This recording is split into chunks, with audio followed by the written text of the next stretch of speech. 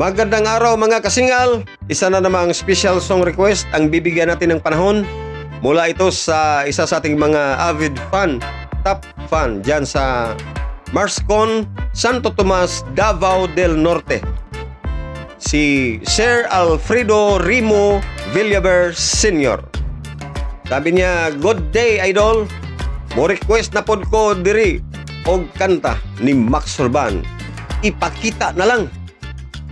I-dedicate nako sa akong misis nga mag-birthday karong October 4 diri sa Santo Tomas, Davao del Norte.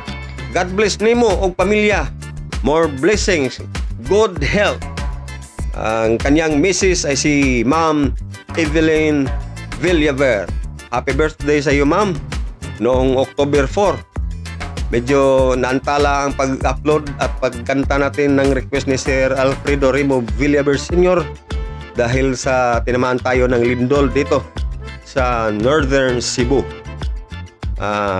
Dalawang municipality lang ang pagitan sa amin ng epicenter doon sa Bugus City, Cebu. Dito tayo sa Taboylan, Cebu. Kaya medyo malakas-lakas dito sa amin. 6.7 magnitude yung lindol na tumama sa amin dito. At maraming napinsala. Buti na lang tayo ay safety. Pasensya na po kayo, sir, at medyo na-late tayo sa pag-upload. Happy birthday kay Ma'am Evelyn Villaver noong October 4. At ang kanyang na-request ni Sir Alfredo Rimo Villaver Sr., ang kanyang butihing padre di pamilya sa kanyang mister, ay awit ni Max Urban, "Ipakita na lang." Eto na.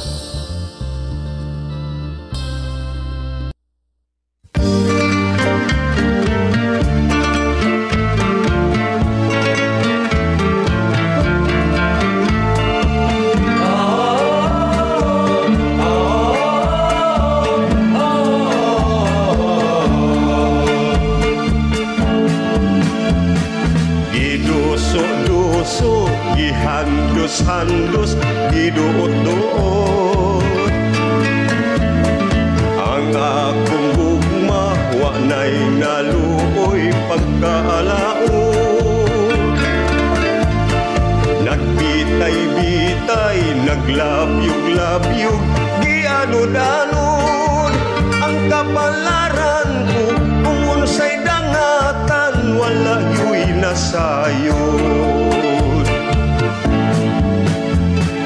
Ituslok-tuslok, ikumot-kumot, gidumbol-dumbol.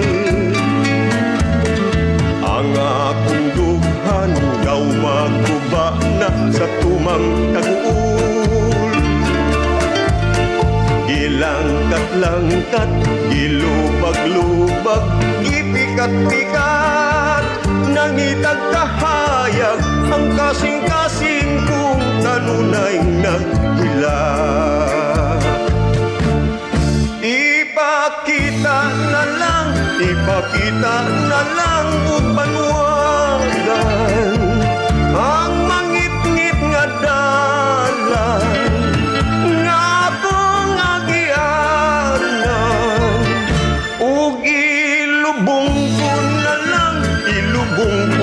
lang sa kalimot ang tanan. Kung ang kahayag magipangandoy, wanay katumanan.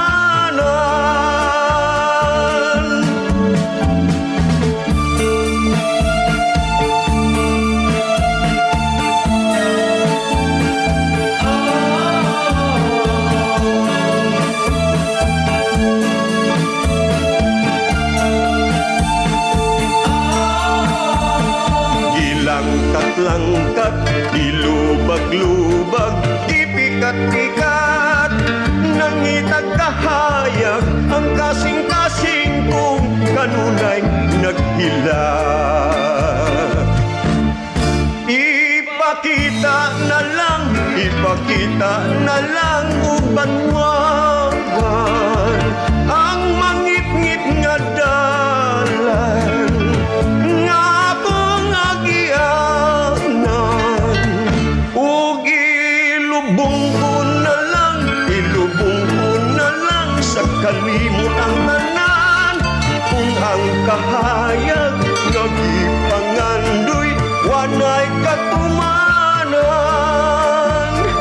Kung ang kahayag nga gipangandoy